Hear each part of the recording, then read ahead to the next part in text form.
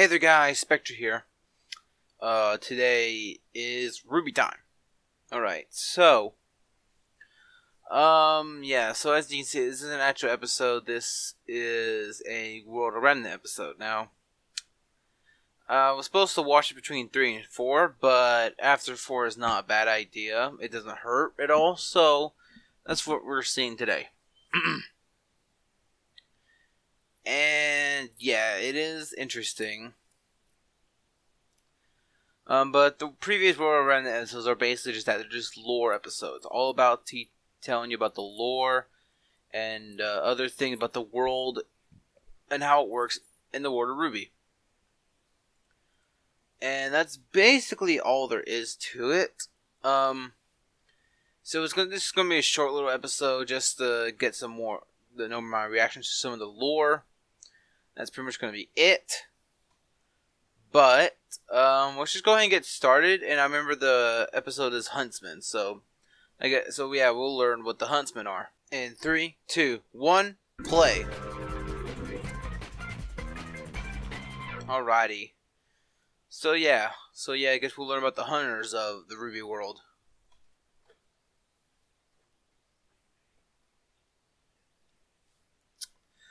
Could be interesting. Don't know what it could be about. Huntsman.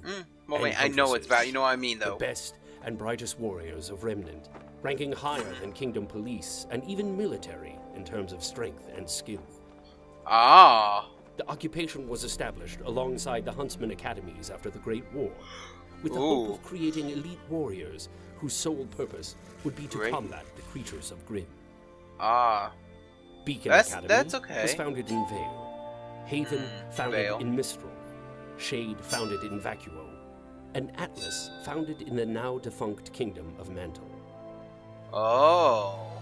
These institutions accepted graduates of primary combat schools who showed enough promise and tenacity to not only battle the world's deadliest creatures, but also protect their fellow man. Alright, okay. For this reason, trainees are grouped into teams, ensuring the continual development of communication, empathy, and teamwork. Traits that are vital to any guardian of peace. As an additional precaution to maintaining peace, the founders of the academies believe that their graduates should be kept separate from Kingdom allegiance. Once finished with their training, huntsmen and huntresses are free to choose who they work for, as well as what kind of work they will do through the use of mission boards. Allying with a particular kingdom or village is entirely up to the individual. However, Atlas Academy has come under increasing amounts of scrutiny for the indoctrination of military lifestyle upon its students, pressuring them to enlist in the Atlas military's Special Operatives Unit. Every academy has its own methods of teaching. Extremely interesting. Interesting indeed. I think I'll talk about it after, since it is really short. The end result is the same. Huntsmen and huntresses ready to make their own paths. Some will stay together as a team, some will move on to work alone. But all are expected to serve humanity and never succumb to the darkness. Couldn't say a lot, simply because it was a lore episode. What do you expect? You don't really need to talk a lot during it, but it did reveal a couple things that does pique my interest. So yes. So it's everything after what huntsmen and huntresses do after they graduate, basically. They have mission boards and they can choose.